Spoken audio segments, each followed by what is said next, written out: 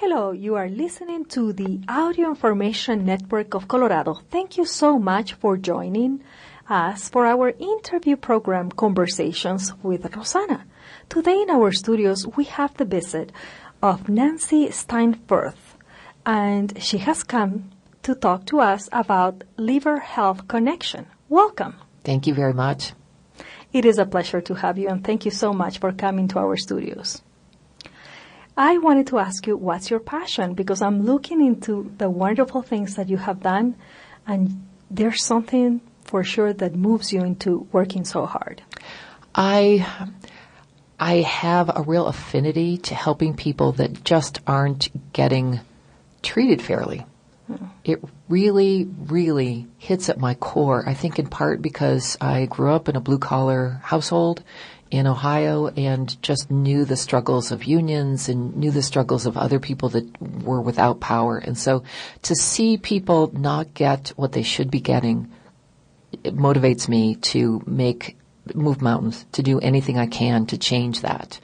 And so that's really been effective in tapping into that where in my position here at Liver Health Connection, because we've been working to change policy with Colorado Medicaid and to provide access to hepatitis C curative therapies for many more people than what they were willing to provide. And so that is one of the successes that our organization has had, and it's been multi-years. We've been working on it for many years. So it's taken all sorts of efforts. But yes, that is where my passion's coming from. I can tell just by seeing what you're doing. It's incredible. So you are the executive director of Liver Health Connection, and since 2007. And tell me you have summarized right now changes that you have been able to provide. Tell me the main ones, the three main things that you have been doing to move, this organization forward. Oh, it's tough to actually think of three main ones, but there have been quite a few things that we've done differently since my tenure began.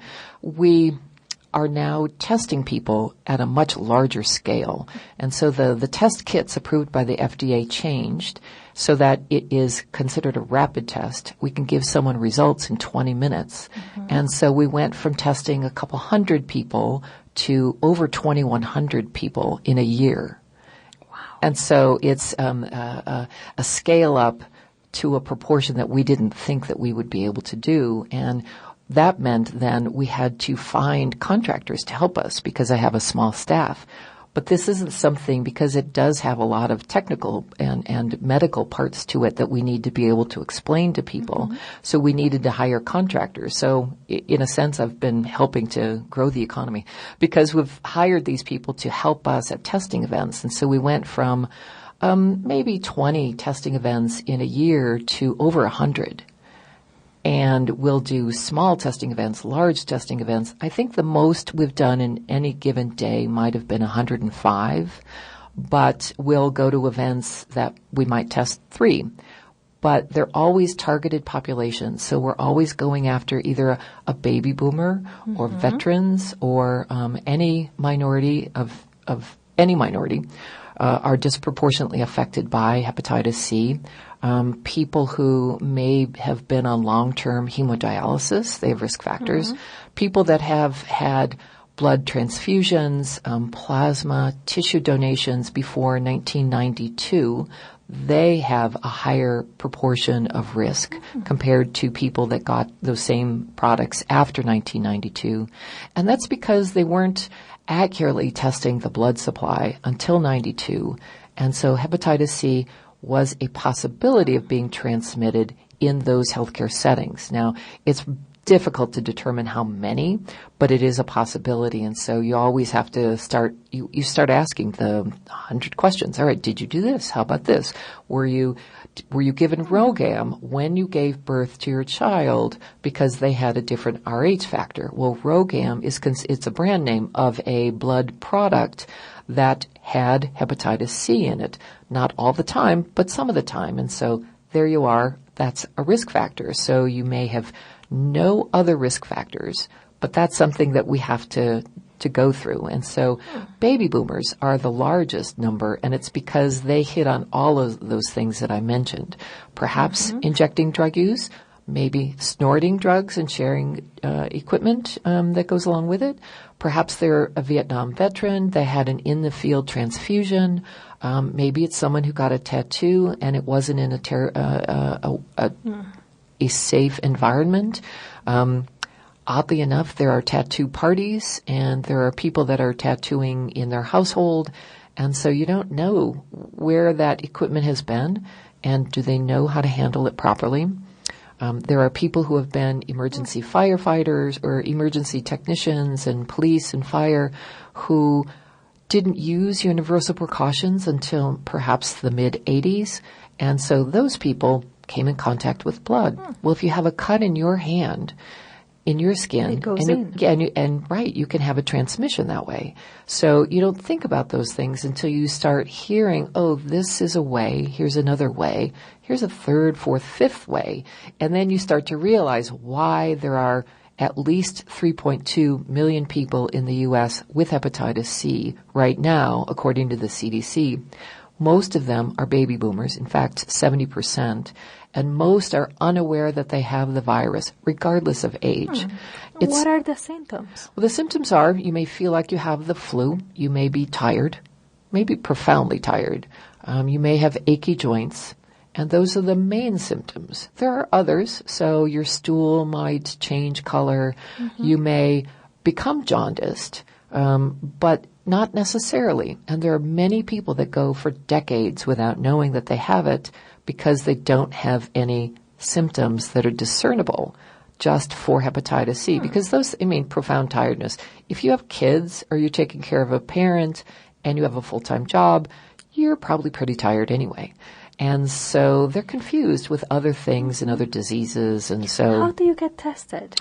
It's a simple test. It can start with an antibody test, which is what we do, and it's a little finger prick.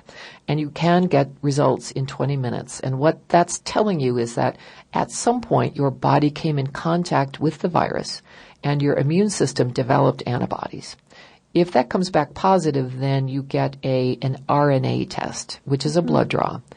This isn't a test, either one of them isn't a test that's normally done in your doctor's office as a part of a routine exam. So you need to ask for it. Right now, baby boomers, people born between 1945 and 1965, are a target population because they are the largest group that has the virus, and just asking about risk factors wasn't really catching them.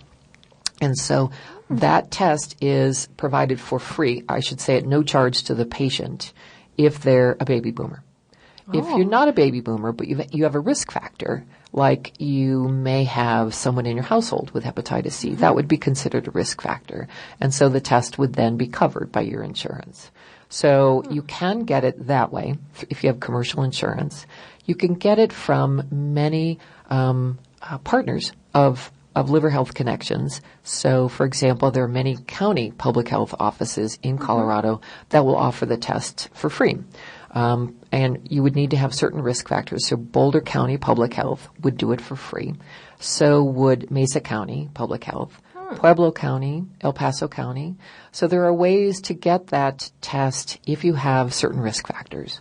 You can also go to an event where we might be present doing testing. We were at the Amazing Aging Expo for baby boomers and tested at least 40 people there. So it really is not your normal environment where people are learning about cruises and retirement planning and things like that. And then here's the people testing for hepatitis C.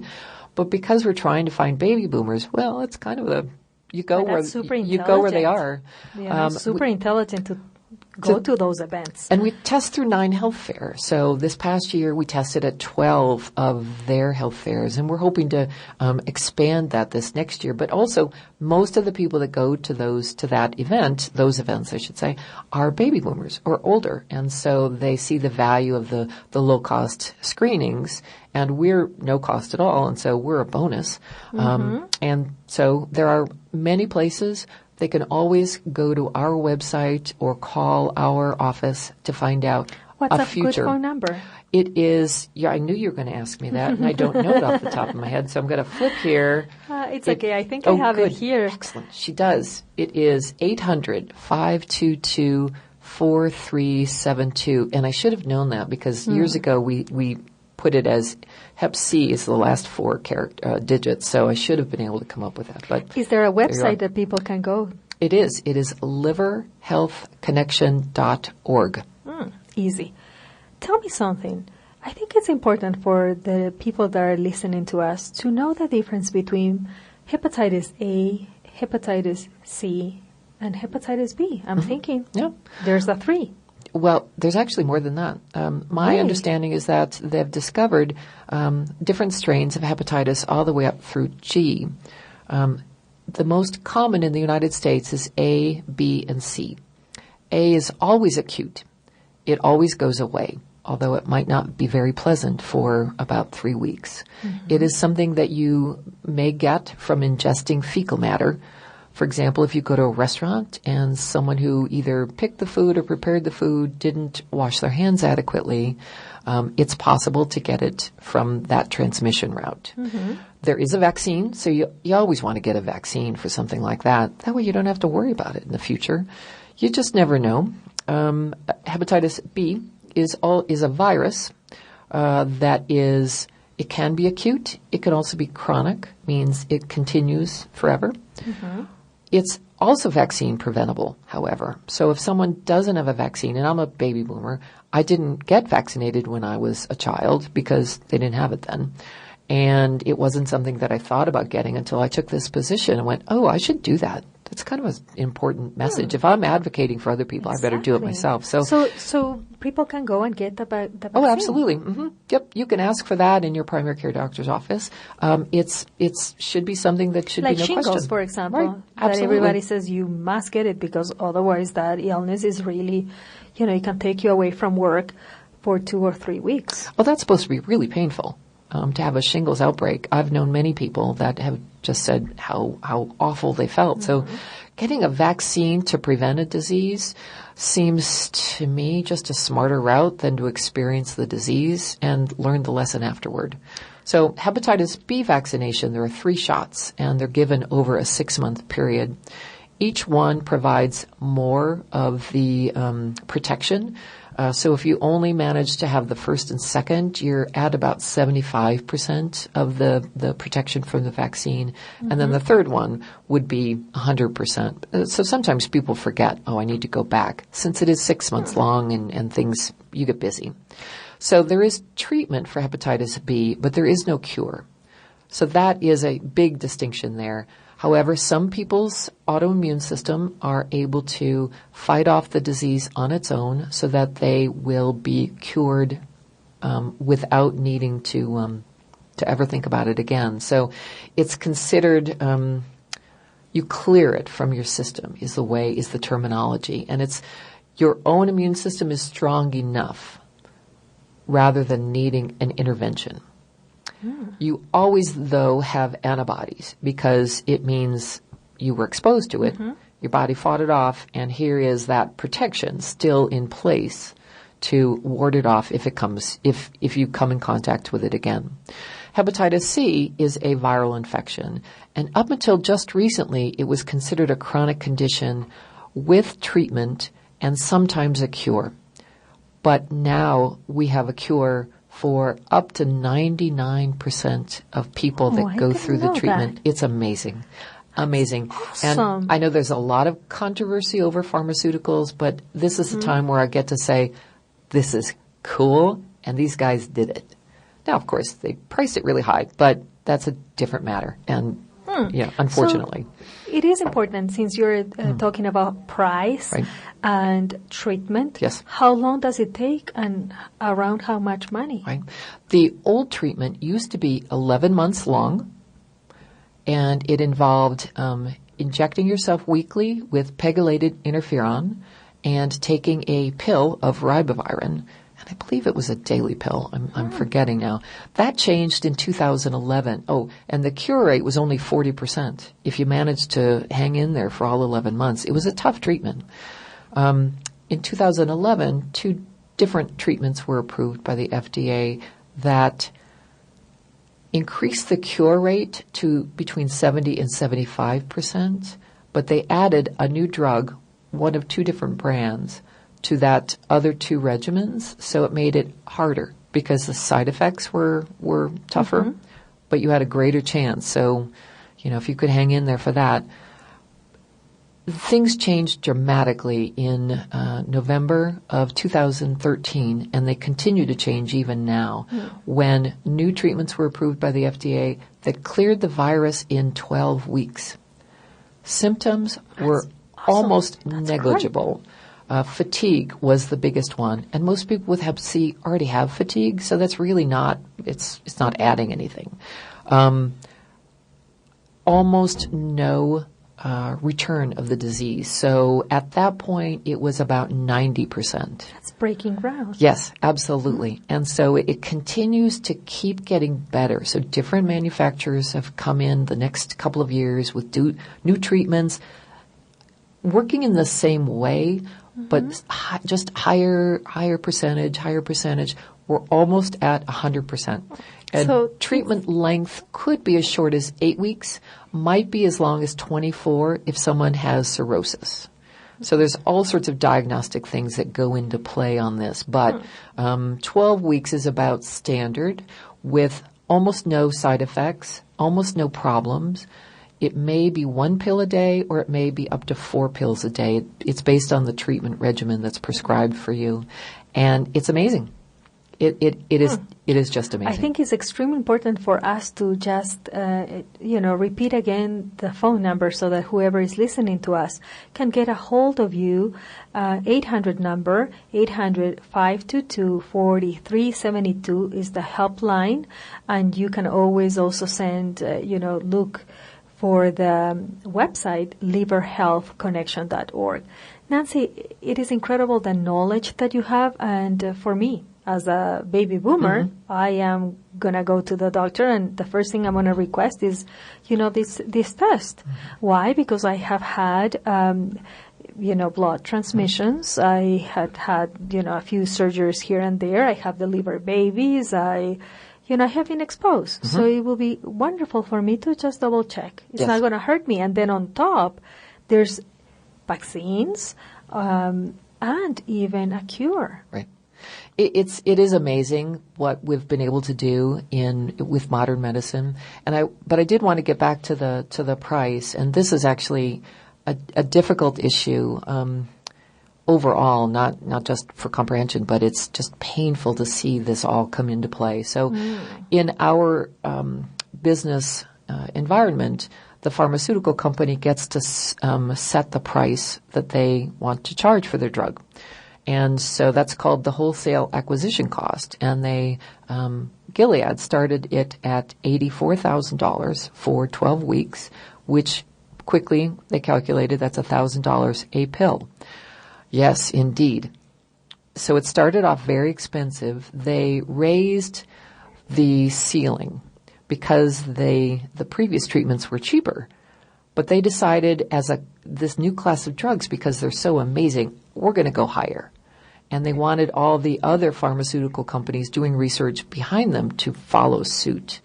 And so that was a strategy on their part. What they didn't realize is that the public payer system that we have, Medicaid, Medicare, the VA, balked at it. They said, no, we don't have that kind of budget. We're not going to pay that. And the commercial insurers also said that. And what we saw were these big restrictions on who has prior authorization to get this treatment. And you had to be really, really sick before you could get access to it. And so we've been working to try to figure that out and battle it. But there's been a Senate investigation.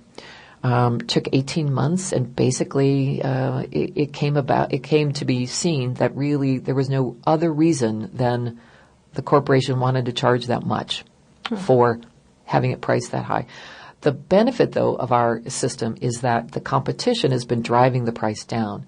And so after Gilead's product launched, AbbVie came in behind it, Merck came in behind it, and so we have 3 highly effective treatments on the market, all competing against each other. And so the price has probably gone down to about $30,000. That's big. Yes, it's a huge difference.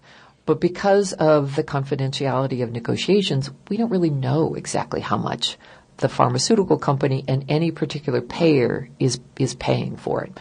We believe, based on just good knowledge of the market, that is around what it is.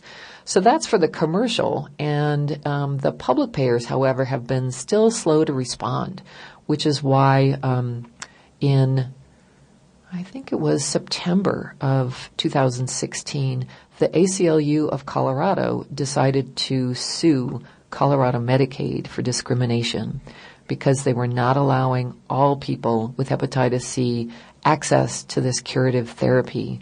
And the only reason really was cost is why they had so many restrictions. It's incredible how those things get played. I have a brother who's a doctor, and he always tells me that at the end also health is a business.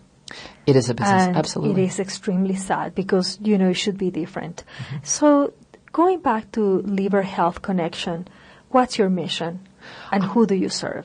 Our mission is to educate about liver disease, to find, I have to look at my cheat sheet, promote liver health, because we want people to live long lives with a good, strong liver. So how do you get to that? What does the liver, why is the liver so important?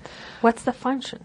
It has a lot of functions, actually. It's going to be a challenge for me to remember them all, so I'm going to hit some highlights. Yeah, but the basic one, right. I think, is to really clean the blood. The basic one is, it's not just blood. It's cleaning everything that's going through your body. And so it is the filter for whatever you're ingesting. And it is taking out impurities from whatever it is and passing it through.